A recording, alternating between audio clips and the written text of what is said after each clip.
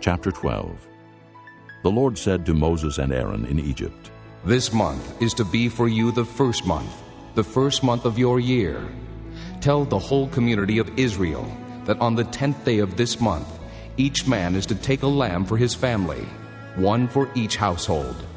If any household is too small for a whole lamb, they must share one with their nearest neighbor, having taken into account the number of people there are. You are to determine the amount of lamb needed in accordance with what each person will eat. The animals you choose must be year-old males without defect, and you may take them from the sheep or the goats. Take care of them until the 14th day of the month, when all the people of the community of Israel must slaughter them at twilight. Then they are to take some of the blood and put it on the sides and tops of the doorframes of the houses where they eat the lambs. That same night they are to eat the meat roasted over the fire, along with bitter herbs and bread made without yeast. Do not eat the meat raw or cooked in water, but roast it over the fire, head, legs, and inner parts. Do not leave any of it till morning. If some is left till morning, you must burn it. This is how you are to eat it, with your cloak tucked into your belt, your sandals on your feet, and your staff in your hand. Eat it in haste. It is the Lord's Passover. On that same night, I will pass through Egypt and strike down every firstborn, both men and animals. And I will bring judgment on all the gods of Egypt. I am the Lord. The blood will be a sign for you on the houses where you are. And when I see the blood, I will pass over you. No destructive plague will touch you when I strike Egypt. This is a day you are to commemorate. For the generations to come, you shall celebrate it as a festival to the Lord, a lasting ordinance. For 7 days you are to eat bread made without yeast. On the first day, remove the yeast from your houses. For whoever eats anything with yeast in it, from the first day through the 7th, must be cut off from Israel. On the first day, hold a sacred assembly, and another one on the 7th day. Do no work at all on these days, except to prepare food for everyone to eat. That is all you may do. Celebrate the feast of unleavened bread, because it was on this very day that I brought your divisions out of Egypt. Celebrate this day as a lasting ordinance for the generations to come. In the first month, you are to eat bread made without yeast, from the evening of the 14th day until the evening of the 21st day. For 7 days, no yeast is to be found in your houses, and whoever eats anything with yeast in it must be cut off from the community of Israel, whether he is an alien or native-born. Eat nothing made with yeast. Wherever you live, you must eat unleavened bread. Then Moses summoned all the elders of Israel and said to them, Go at once and select the animals for your families and slaughter the Passover lamb. Take a bunch of hyssop, dip it into the blood in the basin, and put some of the blood on the top and on both sides of the doorframe. Not one of you shall go out the door of his house until morning. When the Lord goes through the land to strike down the Egyptians, he will see the blood on the top and sides of the doorframe and will pass over that doorway. And he will not permit the destroyer to enter your houses and strike you down. Obey these instructions as a lasting ordinance for you and your descendants. When you enter the land that the Lord will give you, as he promised, observe this ceremony. And when your children ask you, What does this ceremony mean to you? Then tell them, It is the Passover sacrifice to the Lord, who passed over the houses of the Israelites in Egypt and spared our homes when he struck down the Egyptians. Then the people bowed down and worshipped. The Israelites did just what the Lord commanded Moses and Aaron. At midnight, the Lord struck down all the firstborn in Egypt, from the firstborn of Pharaoh who sat on the throne, to the firstborn of the prisoner who was in the dungeon, and the firstborn of all the livestock as well. Pharaoh and all his officials and all the Egyptians got up during the night, and there was loud wailing in Egypt, for there was not a house without someone dead. During the night, Pharaoh summoned Moses and Aaron and said, Up, Leave my people, you and the Israelites. Go worship the Lord as you have requested. Take your flocks and herds as you have said, and go, and also bless me." The Egyptians urged the people to hurry and leave the country. "For otherwise," they said, "we will all die." So the people took their dough before the yeast was added, and carried it on their shoulders in kneading troughs wrapped in clothing. The Israelites did as Moses instructed, and asked the Egyptians for articles of silver and gold and for clothing. The Lord had made the Egyptians favorably disposed toward the people, and they gave them what they asked for. So they plundered the Egyptians. The Israelites journeyed from Ramesses to Succoth. There were about 600,000 men on foot, besides women and children. Many other people went up with them, as well as large droves of livestock, both flocks and herds. With the dough they had brought from Egypt, they baked cakes of unleavened bread. The dough was without yeast because they had been driven out of Egypt and did not have time to prepare food for themselves. Now the length of time the Israelite people lived in Egypt was 430 years. At the end of the 430 years, to the very day, all the Lord's divisions left Egypt. Because the Lord kept vigil that night to bring them out of Egypt, on this night all the Israelites are to keep vigil to honor the Lord for the generations to come. The Lord said to Moses and Aaron, "These are the regulations for the Passover. No foreigner is to eat of it. Any slave you have bought may eat of it after you have circumcised him. But a temporary resident and a hired worker may not eat of it.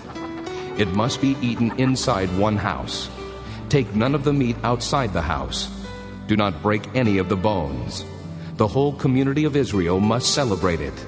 An alien living among you who wants to celebrate the Lord's Passover must have all the males in his household circumcised. Then he may take part, like one born in the land. No uncircumcised male may eat of it. The same law applies to the native born and to the alien living among you." All the Israelites did just what the Lord had commanded Moses and Aaron. And on that very day, the Lord brought the Israelites out of Egypt by their divisions. Chapter 13. The Lord said to Moses, "Consecrate to me every firstborn male. The first offspring of every womb among the Israelites belongs to me, whether man or animal." Then Moses said to the people, Commemorate this day, the day you came out of Egypt, out of the land of slavery, because the Lord brought you out of it with a mighty hand. Eat nothing containing yeast. Today, in the month of Abib, you are leaving. When the Lord brings you into the land of the Canaanites, Hittites, Amorites, Hivites, and Jebusites, the land he swore to your forefathers to give you, a land flowing with milk and honey. You are to observe the ceremony in this month. For 7 days eat bread made without yeast, and on the 7th day hold a festival to the Lord. Eat unleavened bread during those 7 days. Nothing with yeast in it is to be seen among you, nor shall any yeast be seen anywhere within your borders.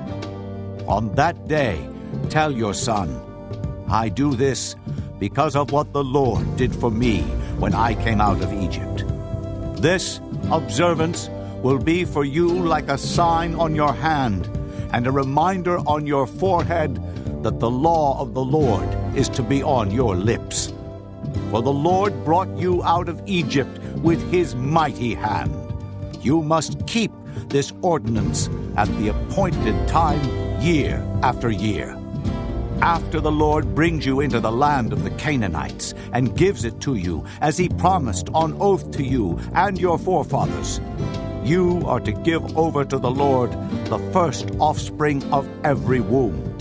All the firstborn males of your livestock belong to the Lord. Redeem with a lamb every firstborn donkey. But if you do not redeem it, break its neck.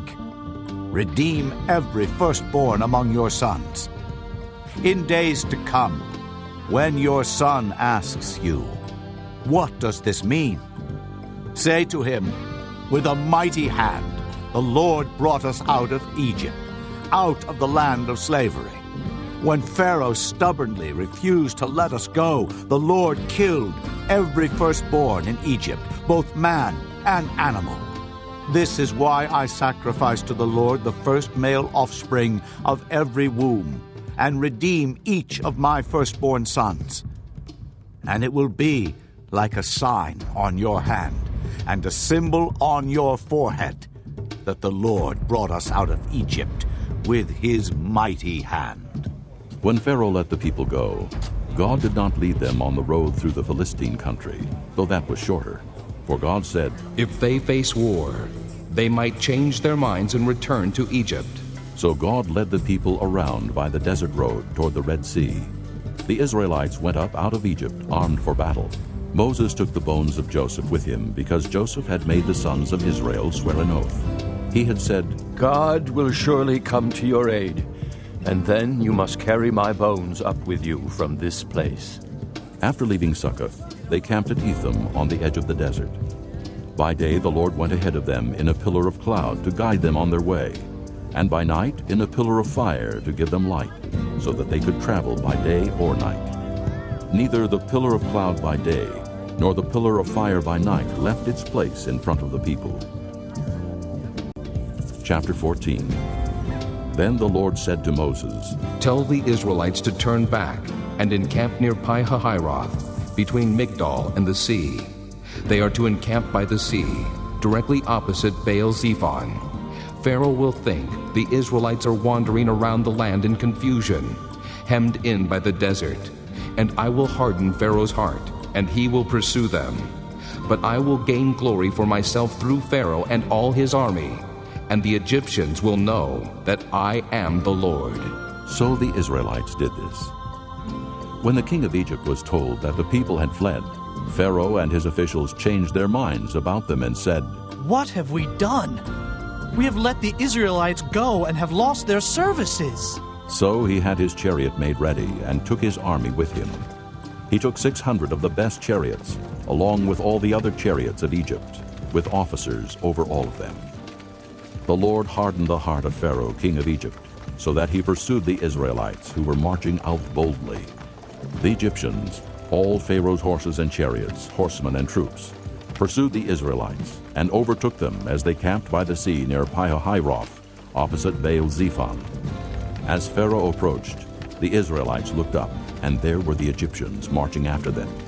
They were terrified and cried out to the Lord. They said to Moses, Was it because there were no graves in Egypt that you brought us to the desert to die? What have you done to us by bringing us out of Egypt? Didn't we say to you in Egypt, Leave us alone, let us serve the Egyptians? It would have been better for us to serve the Egyptians than to die in the desert. Moses answered the people, Do not be afraid. Stand firm, and you will see the deliverance the Lord will bring you today. The Egyptians you see today, you will never see again. The Lord will fight for you. You need only to be still. Then the Lord said to Moses, Why are you crying out to me? Tell the Israelites to move on. Raise your staff and stretch out your hand over the sea to divide the water, so that the Israelites can go through the sea on dry ground. I will harden the hearts of the Egyptians, so that they will go in after them. And I will gain glory through Pharaoh and all his army, through his chariots and his horsemen. The Egyptians will know that I am the Lord when I gain glory through Pharaoh, his chariots, and his horsemen. Then the angel of God, who had been traveling in front of Israel's army, withdrew and went behind them. The pillar of cloud also moved from in front and stood behind them, coming between the armies of Egypt and Israel. Throughout the night the cloud brought darkness to the one side and light to the other side, so neither went near the other all night long.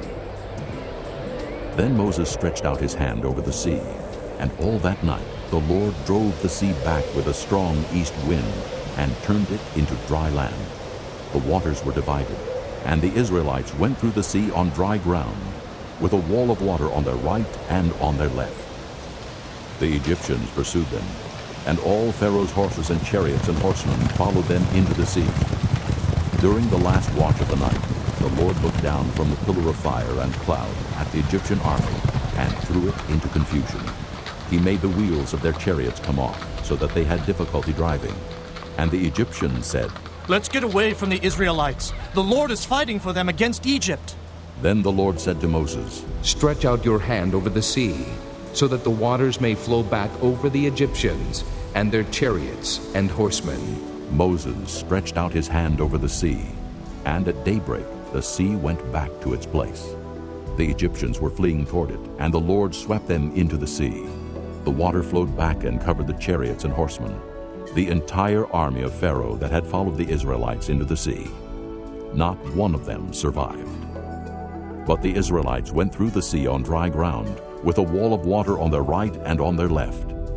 That day the Lord saved Israel from the hands of the Egyptians, and Israel saw the Egyptians lying dead on the shore.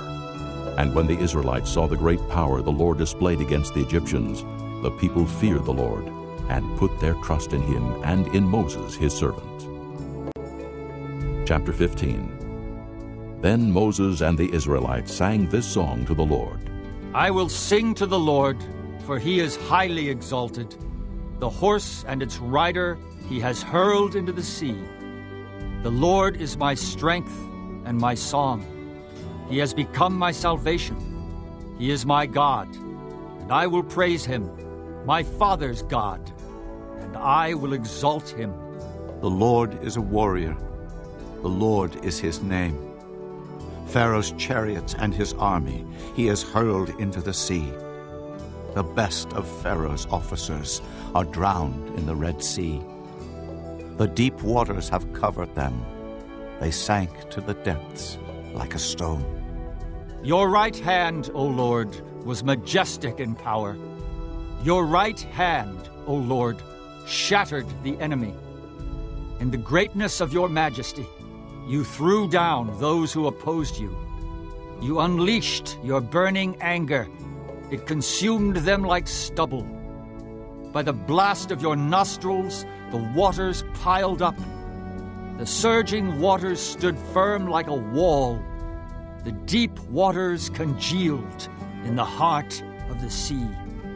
The enemy boasted, I will pursue, I will overtake them. I will divide the spoils, I will gorge myself on them. I will draw my sword, and my hand will destroy them. But you blew with your breath, and the sea covered them. They sank like lead in the mighty waters. Who among the gods is like you, O Lord? Who is like you, majestic in holiness, awesome in glory, working wonders? You stretched out your right hand, and the earth swallowed them. In your unfailing love, you will lead the people you have redeemed. In your strength, you will guide them to your holy dwelling. The nations will hear and tremble. Anguish will grip the people of Philistia. The chiefs of Edom will be terrified. The leaders of Moab will be seized with trembling. The people of Canaan will melt away. Terror and dread will fall upon them. By the power of your arm, they will be as still as a stone. Until your people pass by, O Lord, until the people you bought pass by. You will bring them in and plant them on the mountain of your inheritance, the place, O Lord, you made for your dwelling, the sanctuary, O Lord, your hands established. The Lord will reign forever and ever. When Pharaoh's horses, chariots, and horsemen went into the sea, the Lord brought the waters of the sea back over them. But the Israelites walked through the sea on dry ground. Then Miriam, the prophetess, Aaron's sister, took a tambourine in her hand, and all the women followed her with tambourines and dancing. Miriam sang to them, Sing to the Lord, for he is highly exalted. The horse and its rider he has hurled into the sea. Then Moses led Israel from the Red Sea, and they went into the desert of Shur. For 3 days they traveled in the desert without finding water. When they came to Marah, they could not drink its water because it was bitter. That is why the place is called Marah. So the people grumbled against Moses, saying, What are we to drink?" Then Moses cried out to the Lord, and the Lord showed him a piece of wood.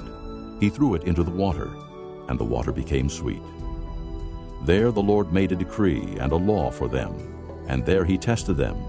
He said, If you listen carefully to the voice of the Lord your God, and do what is right in his eyes, if you pay attention to his commands and keep all his decrees, I will not bring on you any of the diseases I brought on the Egyptians, for I am the Lord who heals you.